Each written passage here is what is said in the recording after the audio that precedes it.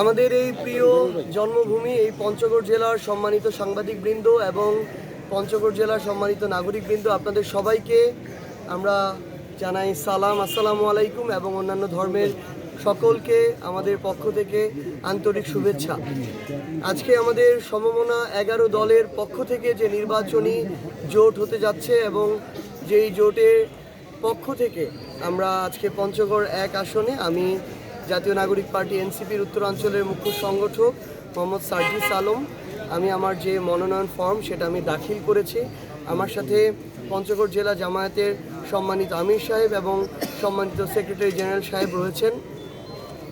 আজকে আমরা এখানে যে মনোনয়ন ফর্ম দাখিল করেছি, অনেক আশা আকাঙ্ক্ষা স্বপ্ন নিয়ে আমরা এই মনোনয়ন ফর্মটি দাখিল করেছি এবং এটি শুধুমাত্র সম্ভব হয়েছে তাদের জন্য যারা 2024 সালের অভ্যুত্থানে নিজেদের জীবন দিয়ে, রক্ত দিয়ে, অঙ্গ হারিয়ে অনেক ত্যাগ করে এই 24-এর অভ্যুত্থান পরবর্তী বাংলাদেশ নিয়ে এসেছে।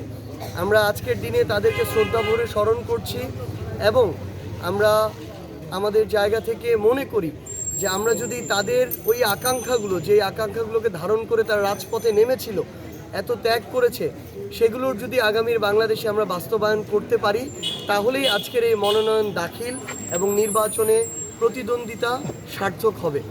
আগামীর বাংলাদেশে আমাদের এই নির্বাচনী জোট সংস্কারের জন্য লড়াই করবে, বাংলাদেশের মানুষের স্বস্তির জন্য দুর্নীতির বিরুদ্ধে লড়াই করবে এবং বাংলাদেশের সার্বভৌমত্ব, স্বাধীনতা এবং সম্মানের প্রশ্নে পৃথিবীর যে কোনো দেশের যে কোনো শক্তির আধিপত্যবাদের বিরুদ্ধে লড়াই করবে।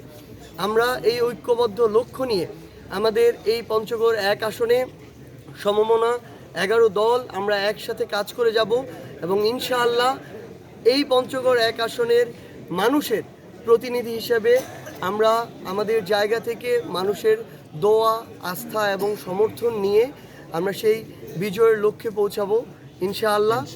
আমরা পঞ্চগড়ের মানুষের কাছে এটুকুই বলতে চাই যে আজকে এই পরিবর্তিত পরিস্থিতিতে আমরা একটা লড়াই, সংগ্রাম, একটা আকাঙ্ক্ষা, স্বপ্ন নিয়ে আজকে এই জায়গায় দাঁড়িয়েছি। আমাদের হয়তো এই জায়গায় দাঁড়ানোর কথা ছিল না, কিন্তু যেই ঘূর্ণিধরা সিস্টেম, এর বিরুদ্ধে আমরা, আপনারা, আমাদের পূর্ববর্তী প্রজন্ম, পরবর্তী প্রজন্ম বছরের পর বছর, যুগের পর যুগ ধরে লড়াই করেছে, কিন্তু সেই পুরাতন বন্দোবস্তের কোনো পরিবর্তন হয়নি। আমরা ঐক্যবদ্ধভাবে সেই পুরাতন ঘুণে ধরা বন্দোবস্ত ভেঙে নতুন করে জনকল্যাণমুখী রাষ্ট্র ব্যবস্থা নির্মাণের জন্য আজকে এই জায়গায় দাঁড়িয়েছি। এই লড়াইয়ে, এই সংগ্রামে আমরা আপনাদের দোয়া চাই, আমরা সমর্থন চাই, আমরা ভোট চাই। ইনশাআল্লাহ আপনারা যদি আপনাদের জায়গা থেকে আমাদের উপরে সেই আস্থাটুকু রাখেন, আমরা আমৃত্যু আপনাদের কাছে এইটুকু আমরা ওয়াদা করতে চাই, আমৃত্যু আমরা আপনাদের এই আমানতের কখনো খেয়ানত করব না।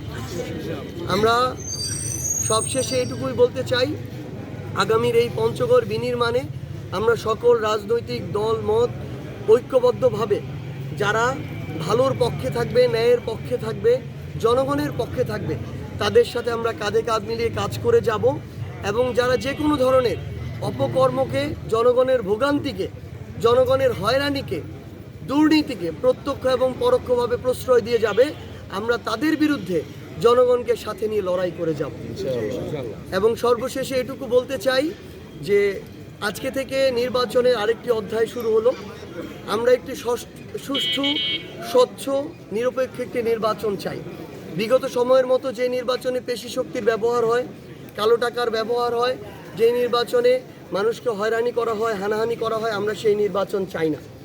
আমরা 11 দলীয় যে সমমনা যে জোট, নির্বাচনকালীন জোট, আমরা আমাদের জায়গা থেকে সর্বোচ্চ উদারতা দেখাবো এবং আমরা নির্বাচনের সকল বিধি মেনে চলার জন্য আমাদের জায়গা থেকে সর্বোচ্চ চেষ্টা করব। অন্যান্য যারা দলীয় প্রার্থী রয়েছেন, আমরা তাদের কাছেও এই ধরনের সহযোগিতা প্রত্যাশা করি। আমরা স্পষ্ট করে আমাদের জায়গা থেকে বলতে চাই যে আমরা আমাদের জায়গা থেকে সর্বোচ্চ উদারভাবে সহযোগিতার মানসিকতা নিয়ে আগামী নির্বাচনে অংশগ্রহণ করব।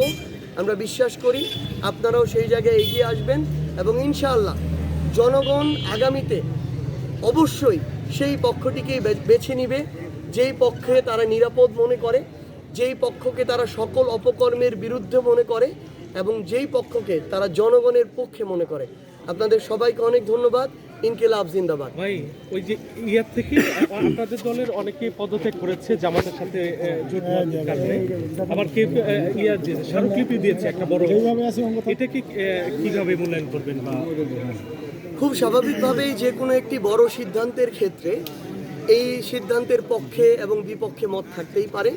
যেহেতু আমাদের এক্সিকিউটিভ কাউন্সিল থেকে শুরু করে আমাদের দলের কেন্দ্রীয় কমিটিতে যারা আছেন, আমরা একাধিক মিটিংয়ে দেখেছি আমাদের অধিকাংশই এই নির্বাচনকালীন যে জোট, এই জোটের পক্ষে রয়েছেন এবং আমরা তাদের অধিকাংশের মতামতের ভিত্তিতে এই সিদ্ধান্ত নিয়েছি। এরপরেও কেউ যদি মনে করে যে দলের কিংবা দেশের সামগ্রিক স্বার্থের চেয়ে ব্যক্তিগত চিন্তা বা আদর্শটা বড় হয়ে দাঁড়ায়, তাহলে তারা তাদের ব্যক্তিগত যে কোনো সিদ্ধান্তই নিতে পারে, সেক্ষেত্রে আমাদের কোনো দ্বিমত থাকবে না। এবং আমরা মনে করি আমরা যে নির্বাচনকালীন যে জোটটি করেছি, এই জোটের একটি প্রেক্ষাপট রয়েছে। আমরা যখন ঐক্যমত্য কমিশনে গিয়েছি, আমরা দেখেছি কারা জনগণের পক্ষে কথা বলে, আমরা দেখেছি কারা গণভোটের পক্ষে কথা বলে, আমরা দেখেছি কারা সংস্কারের পক্ষে কথা বলে। আমরা সেই জায়গা থেকে এটার একটি প্রেক্ষাপট তৈরি হয়েছিল এবং সর্বশেষ আমাদের জুলাইয়ের যোদ্ধা বীর শহীদ শরীফ ওসমান বিন হাদি ভাই, তাকে হত্যাকাণ্ডের মধ্য দিয়ে এই প্রেক্ষাপট আরও স্পষ্ট হয়েছে। আমরা আগামীর বাংলাদেশে মনে করি যারা আধিপত্যবাদের বিরুদ্ধে লড়াই করতে চায়, সংস্কারের পক্ষে লড়াই করতে চায়, জনগণের পক্ষে লড়াই করতে চায়, দুর্নীতির বিরুদ্ধে লড়াই করতে চায়, তাদের এখন ঐক্যবদ্ধ হতেই হবে। এবং সেই লক্ষ্যকে সামনে নিয়ে আমরা সমমনা 11 জন ঐক্যবদ্ধ হয়েছি। ইনশাআল্লাহ আমরা সকল ধরনের অপশক্তির বাধাকে অতিক্রম করে জনগণকে সাথে নিয়ে এই লড়াইয়ে জিতবো ইনশাআল্লাহ।